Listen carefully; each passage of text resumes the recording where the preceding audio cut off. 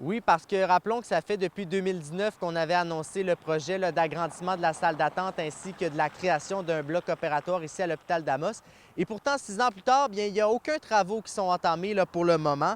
Ce que me disait le porte-parole du comité de suivi pour le projet, François Lemire, bon, c'est qu'ils n'ont pas nécessairement eu d'écho de leur côté que le projet de l'hôpital d'Amos serait nécessairement reporté. On mentionne que oui, il y aurait potentiellement des reports dans 32 projets, mais pour l'instant, à Amos, on n'a pas encore eu cette information.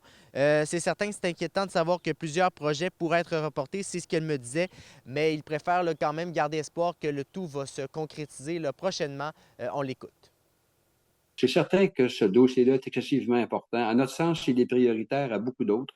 On a beau parler de Maisonneuve-Rosemont à l'extérieur et de tout ce qu'on veut dans d'autres endroits, mais je pense que notre centre, à nous, a une particularité qui est excessivement importante et qui a nécessairement entré à l'oreille du ministère, du ministre et aussi du premier ministre. Moi, je suis convaincu là, qu'on s'en va vers une solution acceptable.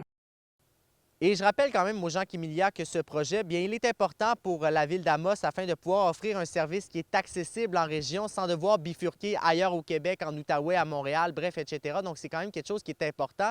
Rappelons qu'en janvier dernier, il y avait une pétition qui avait été signée dans laquelle on avait eu plus de 20 000 signatures qui avaient été recueillies. Le projet qui devait passer au Conseil des ministres en juin dernier, finalement, avait été reporté en août. Depuis, toujours aucune nouvelle. Mais François Lemire le mentionne et le réitère, c'est un projet qui est important. On le réécoute d'ailleurs.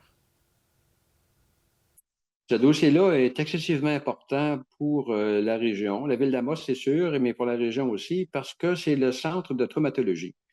Il y a des spécialités ici qui ne sont pas dispensées ailleurs.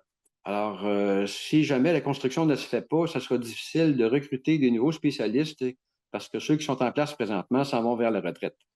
Et il faut nécessairement offrir aux nouveaux spécialistes un lieu de travail avec des outils de travail à la fine pointe. Donc, je le rappelle qu'il n'y a aucun report de confirmé pour l'instant. D'ailleurs, dans l'article de la presse, on mentionnait que la PDG du CIS était toujours en attente de réponse et en ce sens, la ville d'Amos ainsi que la députée d'Abitibi-Ouest n'ont pas voulu commenter le dossier pour le moment.